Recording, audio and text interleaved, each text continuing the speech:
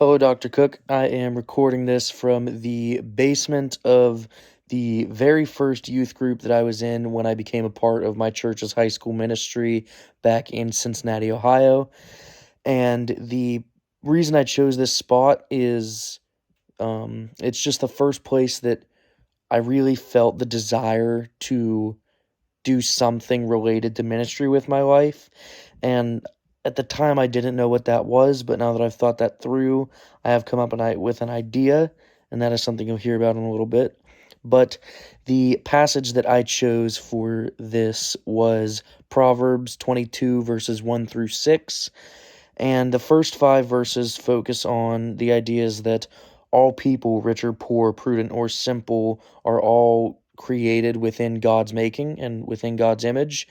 And it also gives into the idea that while earthly obstacles may cause us separation, that God's reward is worth it for both the riches and honor that it provides both in life on earth and in heaven.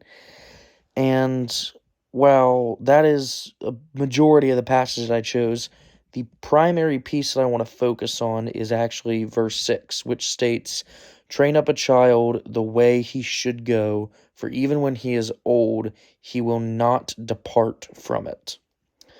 And I know that this all seems a little jumbled, but bear with me. The overarching theological principle that I see in this verse, however, is that the reward for humility and fear of the Lord is riches and honor in life, which is stated in verse 4. Now, I'm going to tie this all together here.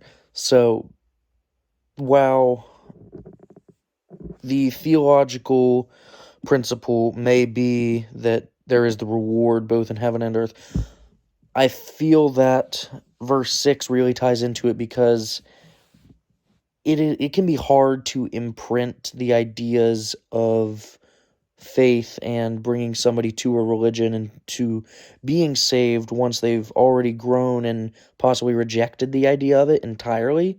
So I feel that there's just this massive need for people within student ministry, youth ministry, to take that step to help develop these ideas and this faith early on, so that as they grow and they're challenged in it and people try to just contrast them and battle them against it, that they have that foundation from a very, well, not young age, but an age where they're capable of understanding it to develop it. So while there might be this massive focus within the primary congregational ministry, I see that my life's calling has taken me into the student ministry aspect. And that is why Proverbs 22:6 relates with me so much, because if I didn't start with growing up in the church and just experiencing everything from that young age and being raised up in it, I really don't know if I would have gotten involved, because hearing this from the outside sounds difficult to comprehend and almost impossible to be true.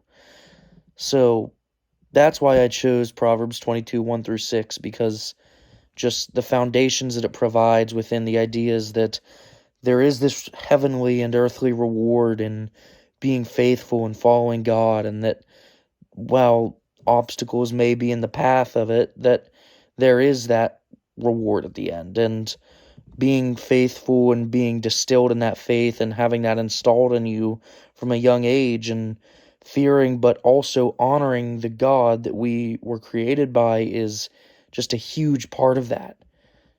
And so that's why I chose Proverbs 22, 1 through 6. That's why I chose this background, because this is the place where I feel brought me to Johnson truly, because I never even would have considered the school. So that's why I chose here.